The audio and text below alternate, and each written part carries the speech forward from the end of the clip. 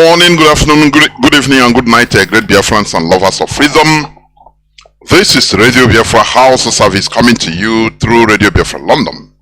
My name remains Mazi Jonathan Chinedu from Olu province of Biafra land, and we are here live and direct. Today is the 23rd day of July 2023. Today being Sunday. Tata Bobo Cheke in our own Igbo calendar. Therefore, without taking any time or any much time, I will therefore hand over the microphone and the platform to our First Lady, LOLO UCHECHI OKWU KANU'S, to take over and speak to Biafrans and humanity. LOLO, please welcome to the program. Over to you, ma.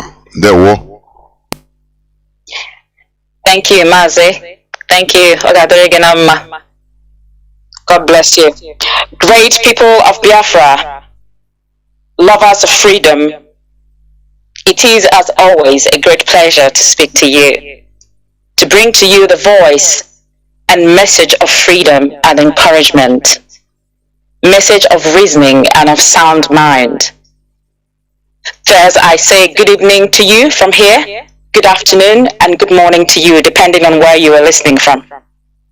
Without wasting any time, my message today will border around sacrifice, dedication, and loyalty. We know what sacrifice means in this context. I mean where you give up something you value for the sake of other considerations. We know what dedication means, single-mindedness, zeal, commitment, and we know what loyalty means. That is devotion, faithfulness, that is steadfast in the face of any temptation to desert or betray the adherence to a person or a cause. You know, yesterday I attended the AGM held in Swindon here in the UK with our brothers and sisters. That was over Zoom. I made mention of their tenacity, your dedication and sacrifice. I want to commend you all. I want to specifically appreciate IPOBians in Biafra land. I don't think I have specially appreciated our brothers and sisters in Biafra land, but today permit me to do that. Without your tenacity in upholding the forefront of this movement in our land, there will be no movement. In essence, what we are fighting for will be established in Biafra land. So your immense contribution to the struggle, both financially and otherwise, especially the principal officers back home who have lost their businesses, lost their homes as a result of their commitment to the struggle. I say well done. And I pray that Ukwu Okike will, because of what we are passing through, the injustice and hatred being meted upon us, will hearken to our cry and give us Biafra. He say, please Biafrans back home, freedom fighting does not entail criminality. I would like to use this very moment to speak on this criminality going on in our land. There is no country gotten under criminality. I don't know if there is any. Please let me know. In fact, there is nothing under the face of a sun gotten under criminality that will ever be sustained, nor stand, nor succeed. IPOB under the leadership of Mazi Nnamdi does not and have never indulged in terrorism and criminality. So any IPOB member who is involved in any criminal act should know that they are outside of IPOB umbrella. And they are among the principalities and powers against the IPOB movement. When I talk about sacrifice, dedication, and loyalty, you must know that these two now and one of the adjectives are the ingredients that we use to stand against principalities and powers. So if you are fighting in criminality and terrorism, you are outside of IPOB umbrella. And you, yes, you are not a freedom fighter. The one that breaks my heart is that you do not sit and think about the anguish or the pain that the offsprings of Nnamdi Kanu are going through, where you go and commit heinous crimes. You mention the name of Nnamdi Kanu whilst committing these crimes. Today, you must know that what you're doing, calling Nnamdi Kanu's name whilst you commit heinous crimes, is endangering his life and prolonging his stay. So when you allow someone to use the love you have for Nnamdi Kanu to distract you, to misdirect you, and tell you that they're fighting for Nnamdi Kanu, you are not. Because Nnamdi Kanu has said that he wants Biafra land to remain calm. So if you really love Nnamdi Kanu, what you will do is to listen to him and follow his steps and follow the steps of those whom he has kept to spearhead this movement in his absence. I wonder how someone will believe that diverting trailer loads of rice, fertilizers and cement, and killing the innocent drivers who will get us Biafra. I don't know who told you that. You are thieving, you're a thief. If that is what you're doing, that is not Biafra that you're fighting for. Kidnapping and killing our people. How will that get us Biafra? If you can lay down the intricacies of how that can get us Biafra, perhaps we might look at it once again. But you need to explain how that will bring us Biafra. Freedom fighters do not raise arms against their own, or the gods of the land, I promise you, will come after you. Mazi Nnamdi Kanu has said that in the past, that any time you kill your own, Biafra will not come. Because blood opens the door to a lot of things, and you have to be careful whose blood you're shedding.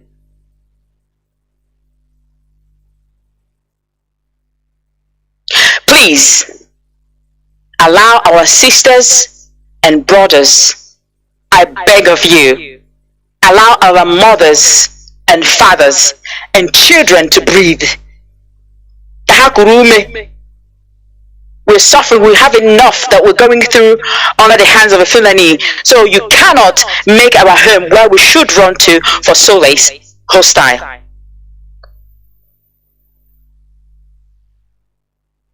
Have you imagined?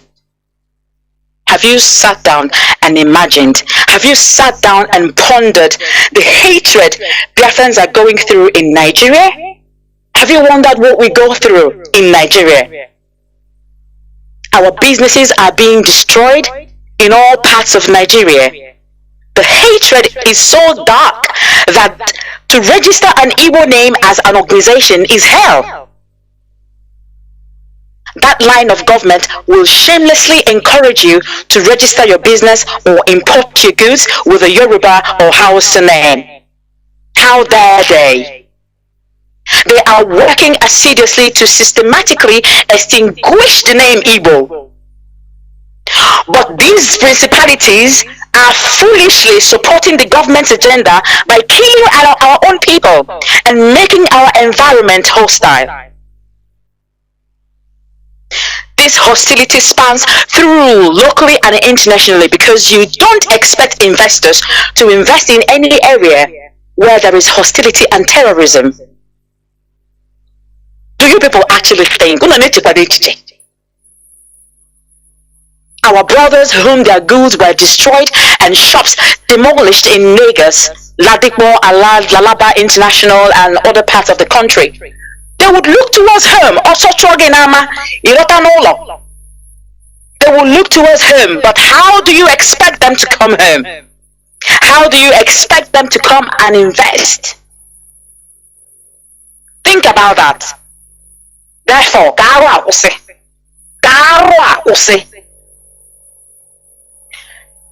and we will continue to disassociate Nnamdi Kanu's name from the atrocities committed by these principalities.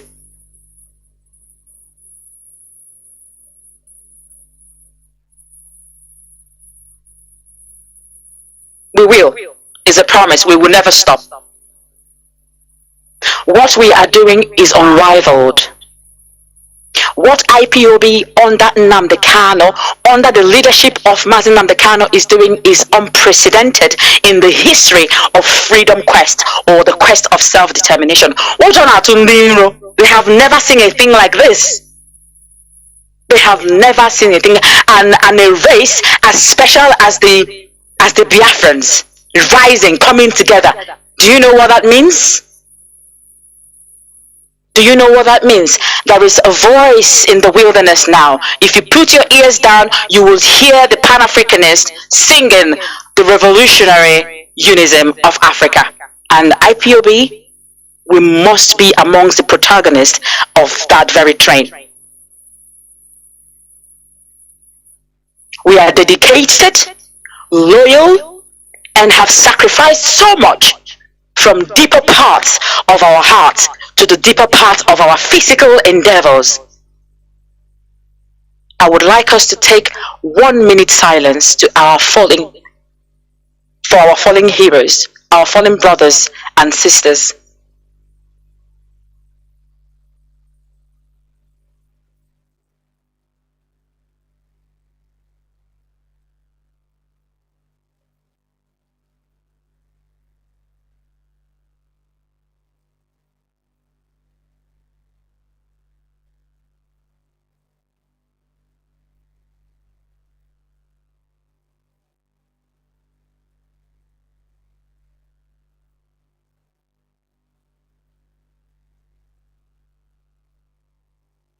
Thank you.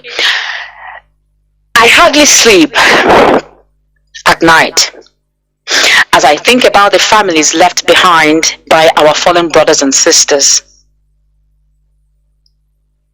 Some of you are not by the side. You don't know what it is to lose your loved ones. There is a difference that now your loved one was ill and then fell. Go to the other side of the world. There is a difference between that and that your brother or your sister fell in the line of duty, in the line of struggle, or just by a straight bullet. That is more painful. Onwike is very painful.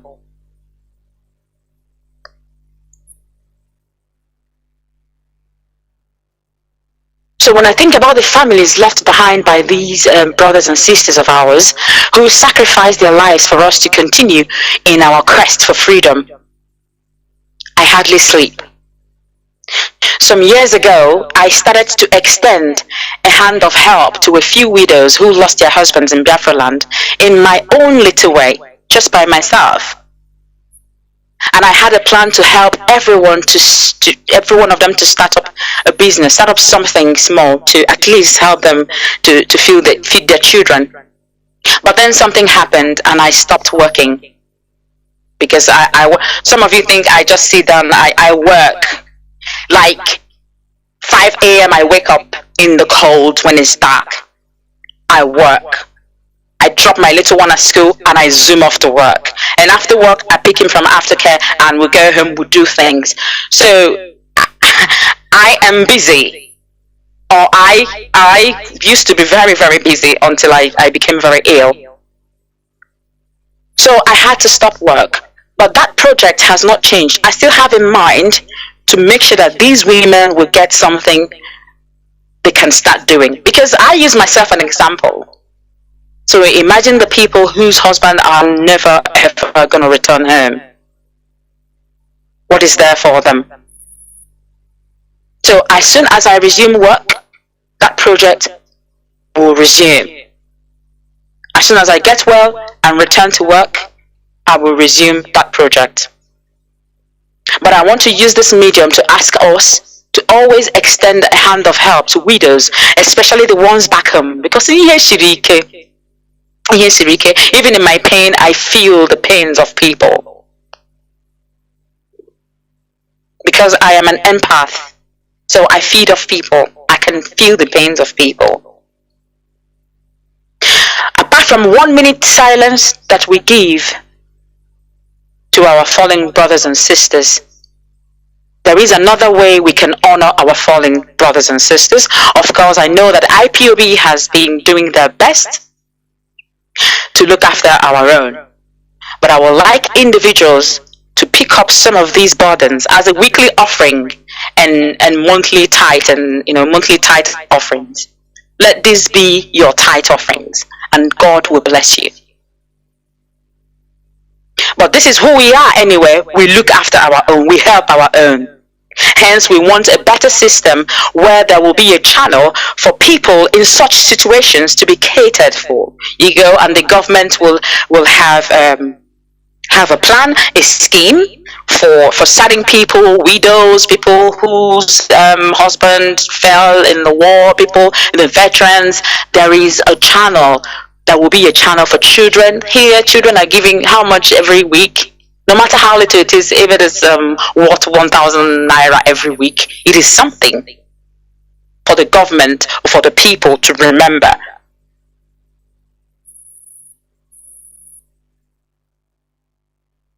And this is why we are here, fighting every principality, having given up the things we value in life. That is the sacrifice. We dedicate and stay loyal to the objective of this very cause. And IPOB, under the leadership of Mazi Nnamdi, is fighting a just cause. IPOB is fighting a great war.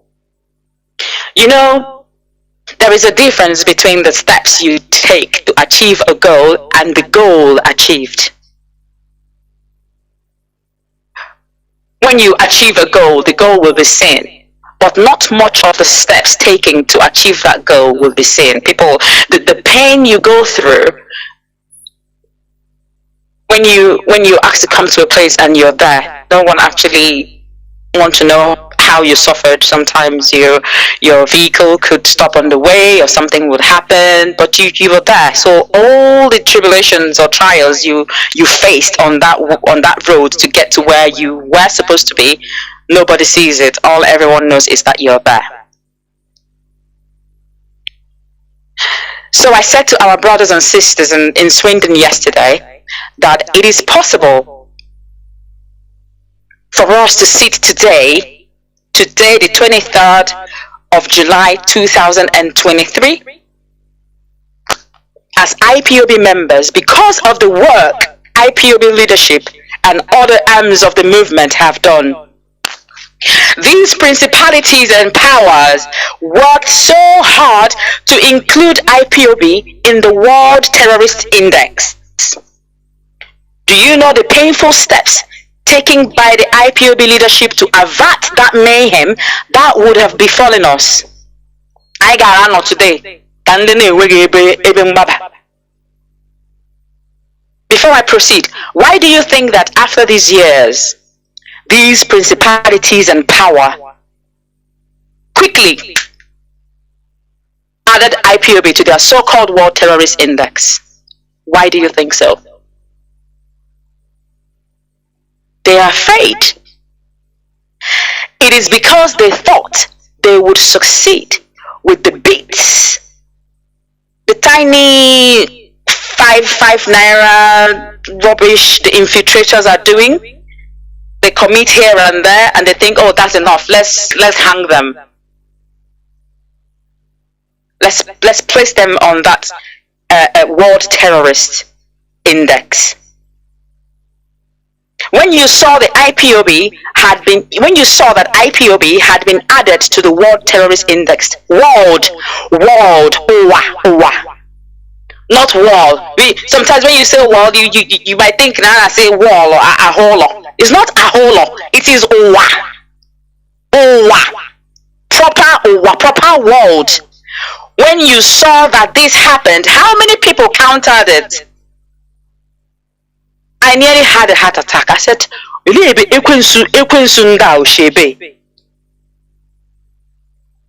you see the infiltrators kick against it?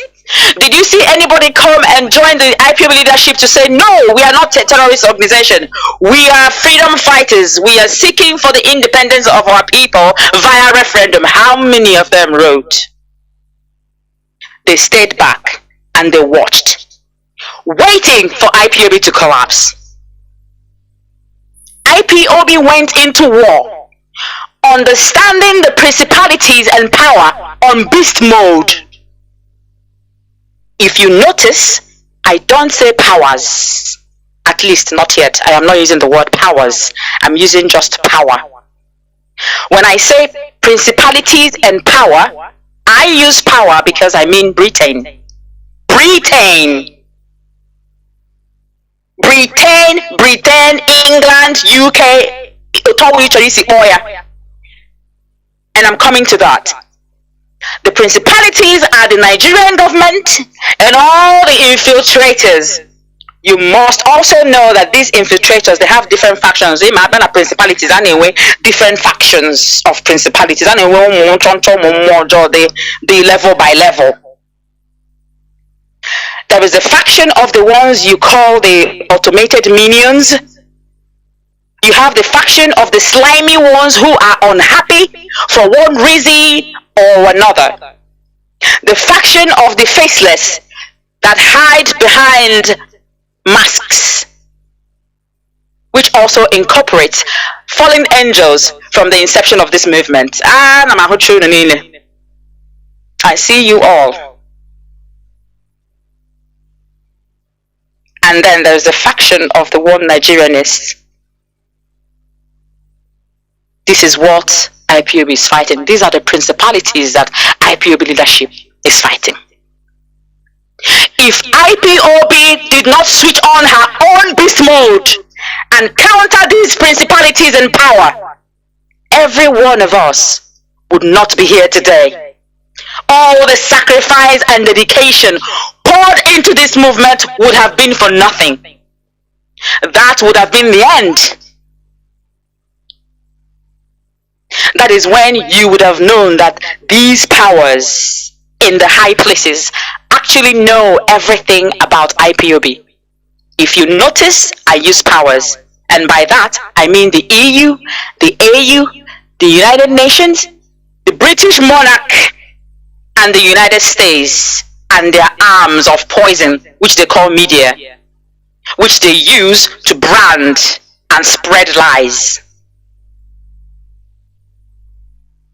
They come, they sow a seed of discord, and they use the one nearest to you, and they poison their hearts, and they push them to come after you, and you fight, you go into war. This is exactly what you see with Russia and Ukraine. They're coming from Ukraine, pushing Ukraine. That is what you see going on today. That is what they do.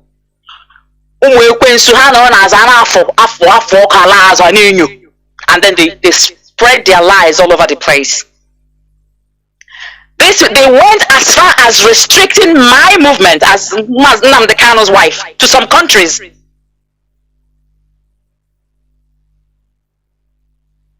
I've had to call some of the countries. Why am I being restricted?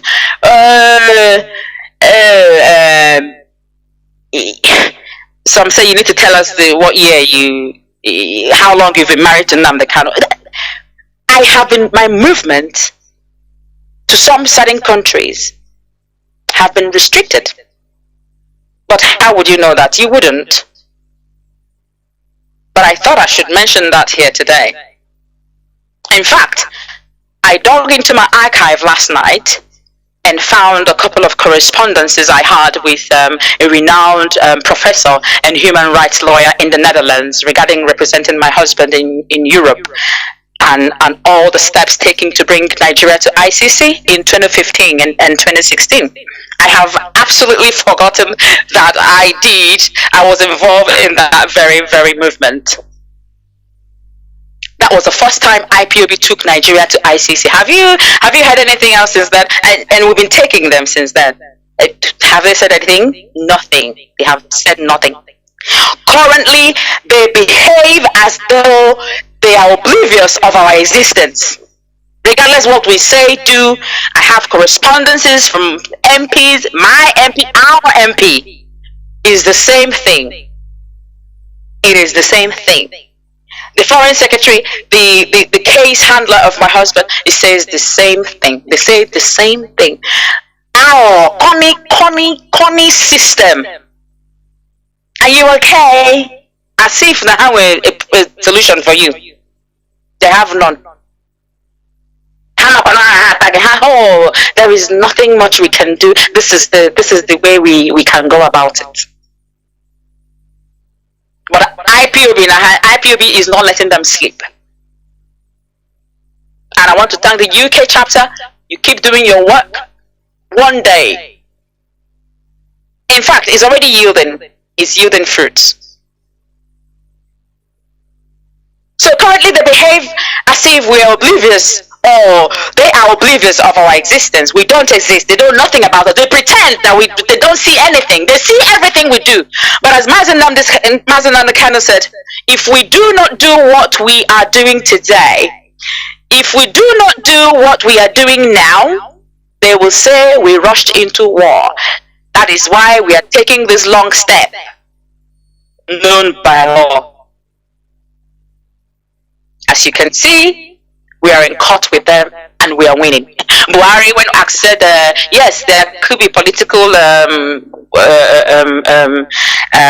resolution or whatever, but the law has to take its course. And then Nnamdi Kanu has to come to court. Nnamdi Kanu came to court, and then Nnamdi Kanu has been winning since then. So, the answer is Britain. The answer is Britain. Had IPOB been banded in the same sphere as Al-Qaeda, ISIS, Boko Haram, and the rest of them, you will be shocked by how much they know about us. That is when CNN will sneak out from their invisible radar to spew absolute hoax. That is when Sky News will remember to carry our news, and heavens be damned if they forget to tag the leader of the group. Which is their plan. That is what they want to do. Get the infiltrators, let them commit mayhem and unleash terror on our people, and then they say, yeah, these people are terrorists, and that is why their leader is where he is. They want to extinguish us from the face of the earth. They want to obliterate us. Bunch of evil, twisted living beings. That is how they work. A little bit pointer on how they work. They will send the infiltrators, then they sit on the fence and look in the trees and pretend like, okay, what is going on in that place? We don't actually know. But they are the instigators, they are the provocateurs of the very event going on. Then click. They will use their media and nap you in the corner and give you a brand new name. I remember during my master's degree program, I had lots of Libyans in my department. They were all under the care of the Gaddafi government. They were all under the scholarship of the government. They were well taken care of by the government. And some of them really, I had one, she was working in the disaster recovery department. And we had a conversation, and she told me why she was sent to come and get a course, and so she can specialize in disaster recovery in Libya, in anticipation for natural disasters like earthquakes and the rest of them. And she told me good things about our government, because we know how we know how the government was infiltrated. And what was on the news was that he was shot by a young boy who was a member of a rebel group, really? And that people was very happy that he died. When a lot of people I had in my department were sad. They were heartbroken. And eventually some of them stopped coming because there was no government to sponsor their education anymore. But I trust IPOB media, who understand the way they operate and will always win wars against all these media outlets. Nnamdi prepared his media arms, and they understand the way these powers and principalities work. And they always win. I also recall the interview I had in 2021, that was in July. I can't pick the date right now in my head, by the Times UK, after my husband was renditioned. The title of the interview was "Wife of Biafran Rebel Leader Takes Over North England."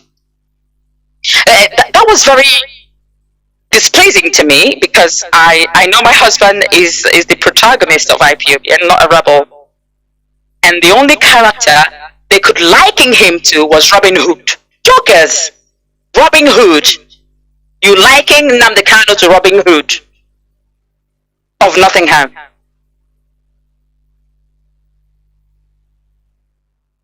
Take another rebranding pattern by these powers. When you hear of Benin massacre, what do you think happened?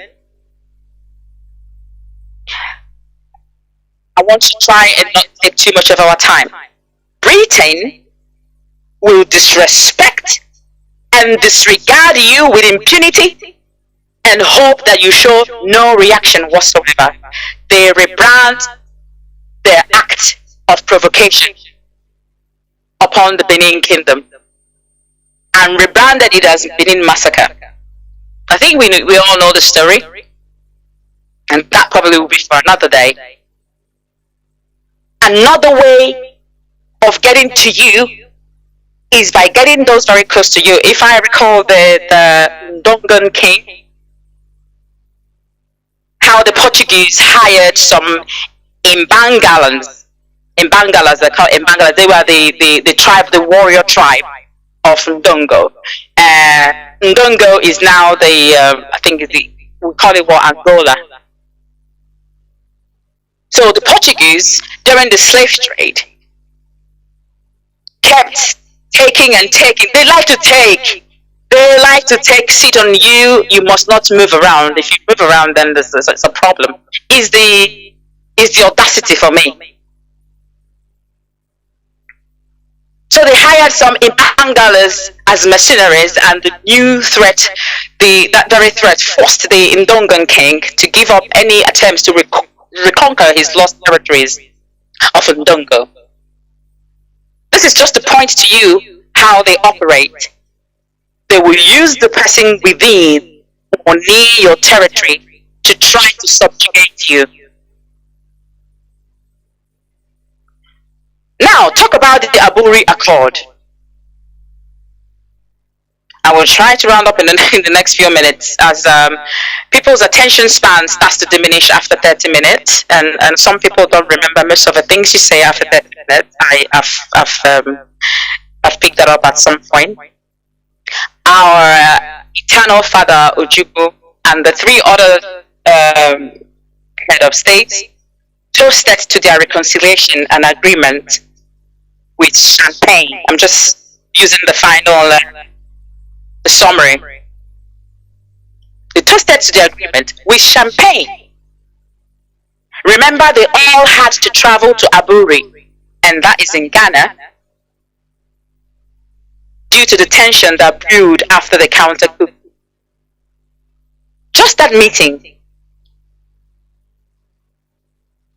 only attending that meeting meant a lot.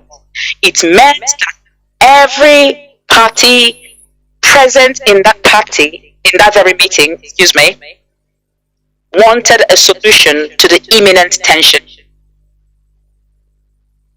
Ojukwu meant business as he went with a strong team of legal, political, economic advisors, secretaries, and realms of papers. Because he knew he meant business. So, and I also believe that the leaders who attended that very meeting also understood what they were there for.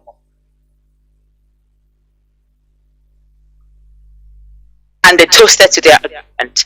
Now, not only did the other leaders agree with Ojukwu that the regions and peoples of the nation first draw apart, which is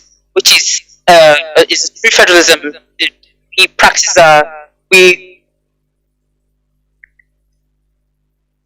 but they also agreed to Ojukwu's point that whoever was at the top would only be a titular head. So the person sits as a titular head, but the person will only act when all the four regions have met and taken a unanimous decision.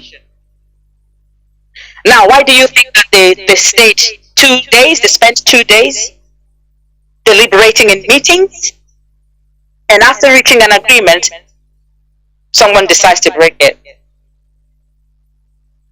How do you think that happened? That would cause the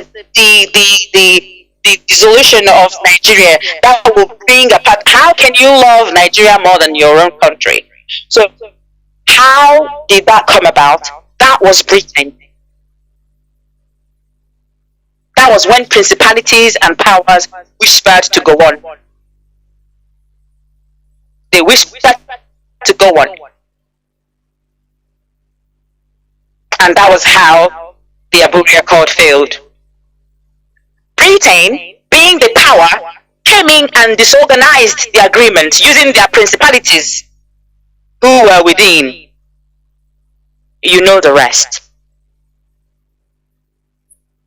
And since then, any strong voice from the Biafra region that speaks for the betterment and freedom of the people must face these principalities created by Nigeria and Britain.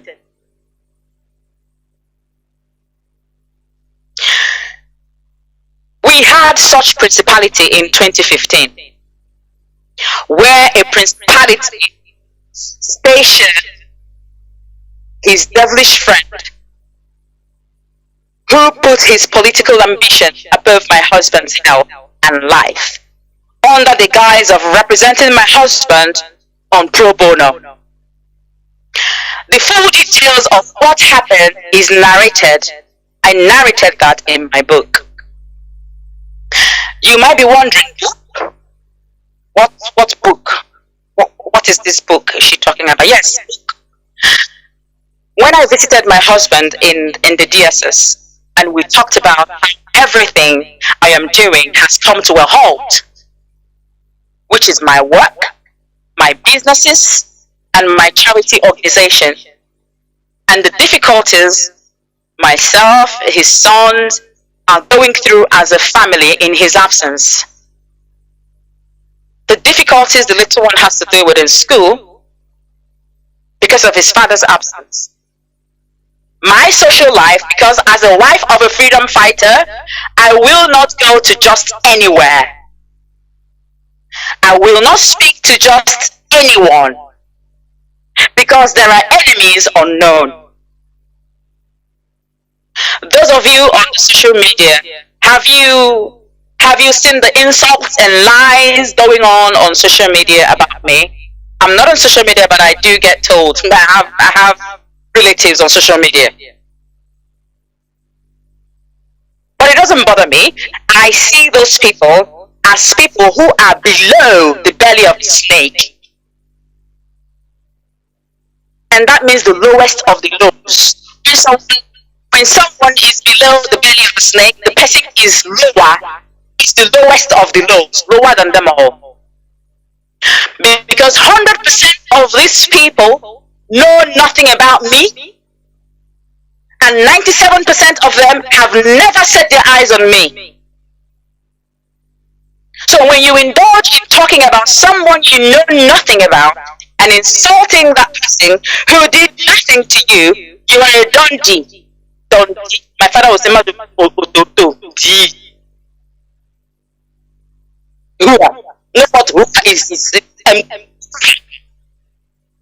and to be honest with you, that does not bother me because I don't do dirt. And as my husband most times will say, I know you don't like that. I know you don't like that. It will don't dirty me. He knows I can't be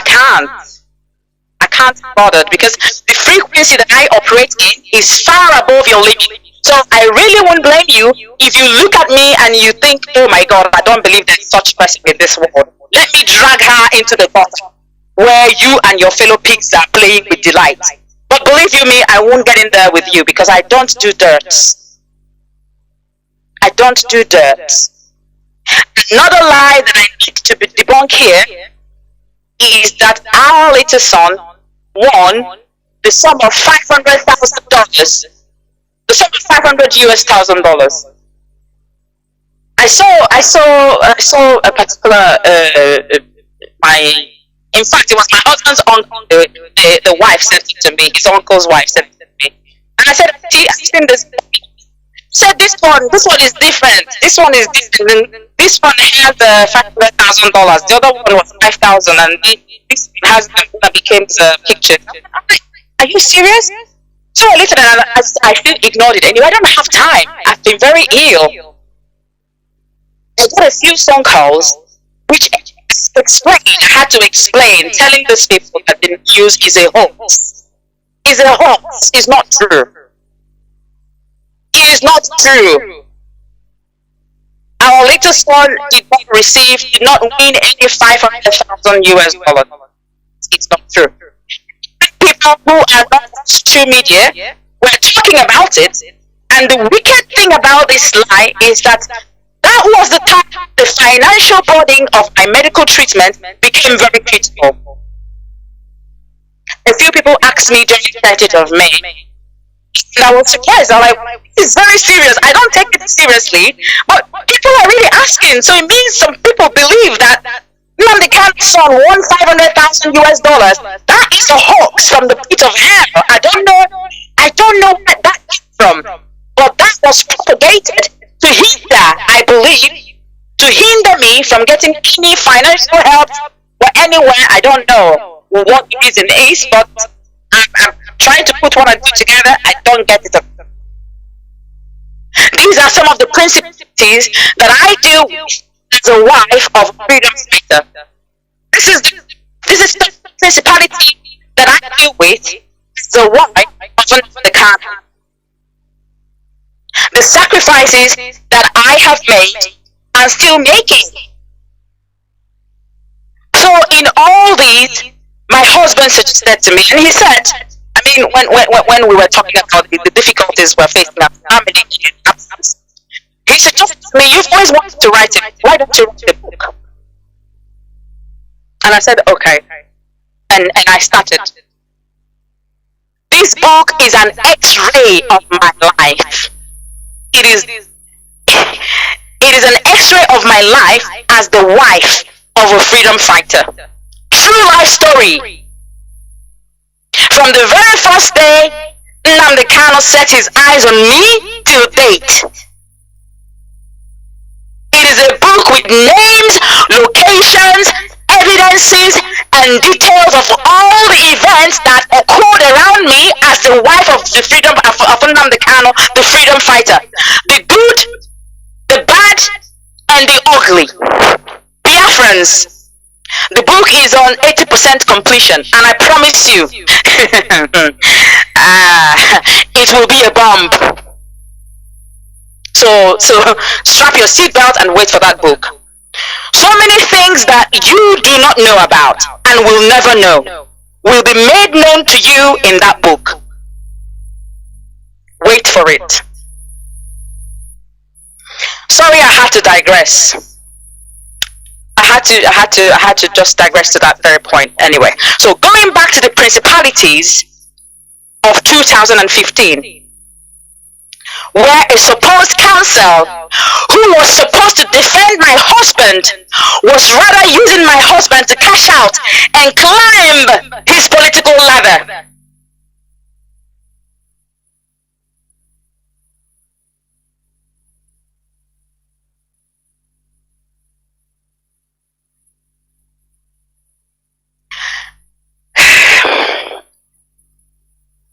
I had to take the bull by the horn. I nearly lost my son then. I was going into 8 months. That was the last trimester. Because of the stress. Because of the pain I went through then. I would vomit every day from the day I conceived till the day I put to bed. I would vomit every day. I will lie down on the floor for at least 1 hour. I will be unconscious. Every morning I will be unconscious. And after an hour or so, sometimes 45 minutes, I will regain consciousness, and then I will stand up and start to fight for my husband. I had to take the bull by the horn, and that was what gave birth to Barrister Ifeanyi Ejiofor you see today. And you all saw what he did then and what he is still doing. I mean, what I brought him in then for, he did. So my husband, our leader, Nnamdi, left him and loved what he did and worked with him and continued to work with him and gave him a different contract, I think. And both of them they've been working together since then. I just did my job then to make sure that my husband stayed alive. Because this very person, I have this narrated in my book, this very person, this very counsel would sit in front of the, what is it called, the media, without having done any work. Every filing done in the magistrate court was done by my father.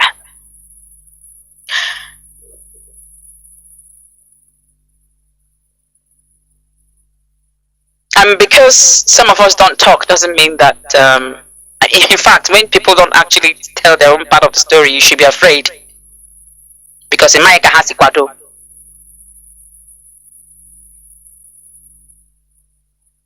Let me not dip in too much into that. I want to encourage every one of us, the principal officers, the leadership, and the Biafrans at large.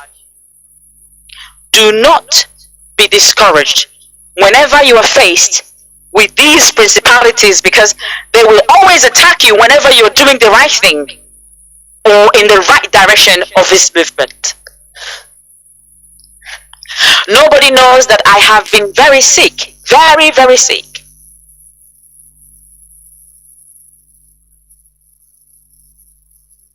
Even though the leadership are aware, but none of you know that I've been very sick. Nobody knows. And I have been undergoing some surgeries. And currently I'm still on treatment, regardless. Regardless my state of health, I had to arrange for doctors from my sickbed for my husband. And I'm glad to tell Biafrans that his medical investigations have begun. And I'm sure you already know that. At this point, I have to appreciate my PA,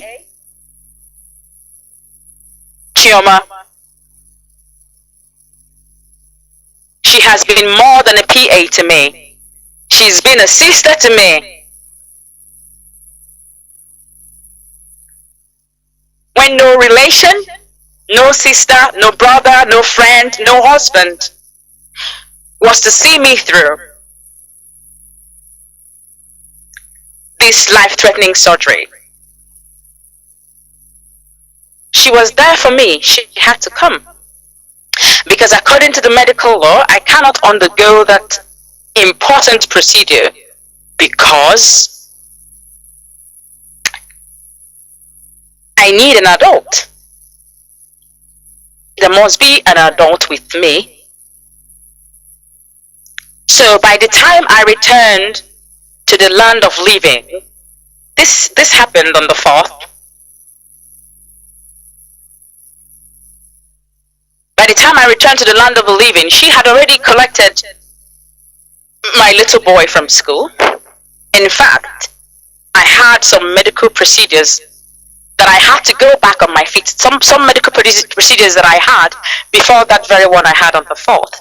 I had to go, but no one to take me home, no one to pick Nnamdi from school. I have to get up and walk slowly from the very procedure to his school to pick him up from school. And I will be walking slowly. You imagine all eyes on me, and everyone will be wondering, why is she walking that slowly? The penultimate surgery, which is the second to the last surgery I had, was on the 22nd of June, 2023. The medical procedure failed. In fact, after some trials, it failed. And I was in severe pains. But whilst I was on the recovery bed, I was watching the appeal court proceedings in the UK. The appeal court proceedings for my husband in the UK. I was on the failed surgery recovery bed, and I was watching it. So this time around, because nobody, Chioma had to come for the last surgery as they refused me being alone. This happened 4 days before the Finland rally. And as duty called, I had to obey. I had to obey the voice of IPOB and disobey the voice of my medical doctor who told me, do not speak on top of your voice, you're still very faint, you need to, don't do anything, don't walk, don't drive, don't do this, don't sit down for long, do not do any strenuous movement. But guess what? The day after the surgery, I am left with no choice than to take my little one to school, still in pains after Chioma had left. I had to drive. I was told don't drive, but I had to. Who would? Don't walk to him. I had to, because nobody would do it for me. Chioma, I want to thank you. I can't thank you enough. But please, you need to activate my social media handles. In fact, as we speak, I need you to begin to activate my social media handles. We are going back to social media. So ask yourself, when you cast aspersions and insult the movement and the leadership, what sacrifice are you making? Every one of us has one thing or another that we're sacrificing. But when you cast aspersions, what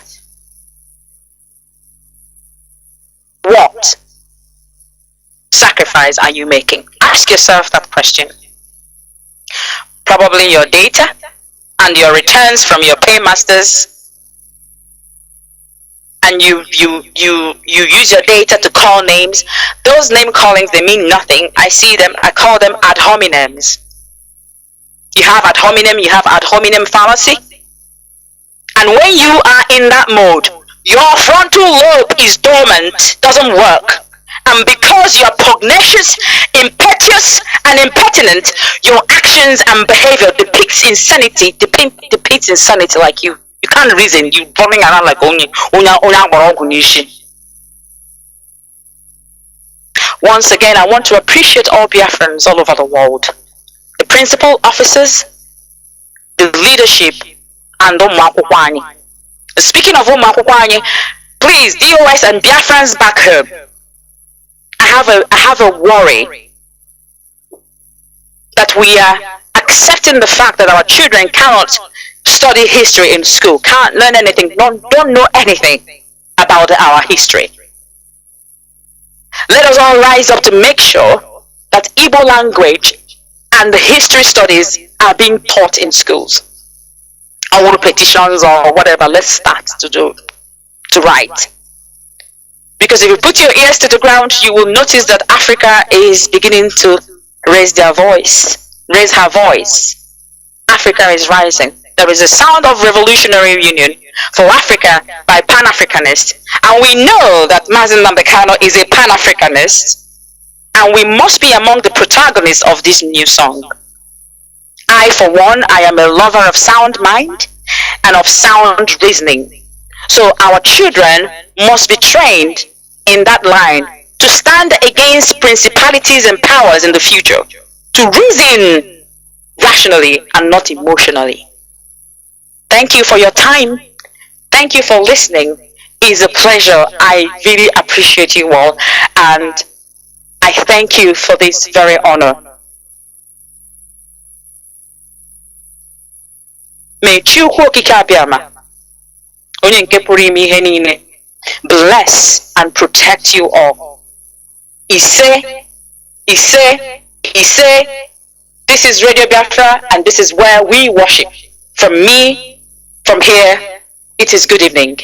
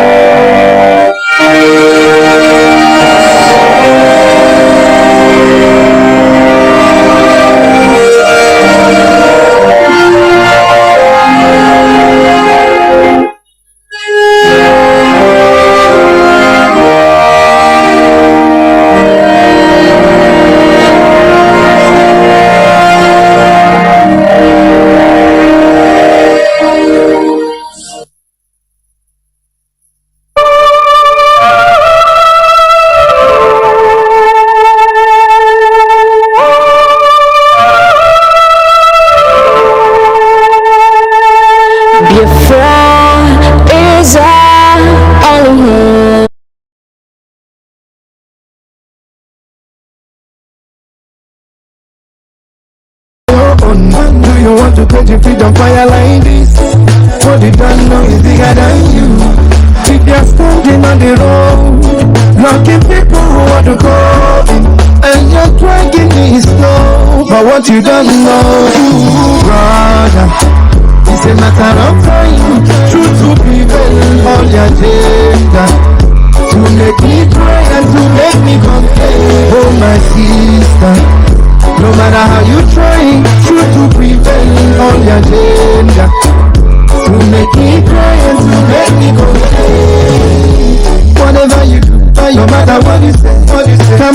be, you know. Every time I put my life at stake, can't believe that you hate your own. In that would be that cover you, why you can't return the favor that I gave to you. With my life I defended you, when the enemies were all around. It's a matter of time, truth to prevail, all your agenda. To make me cry and to make me complain, oh my sister. No matter how you try, truth to prevail on your agenda.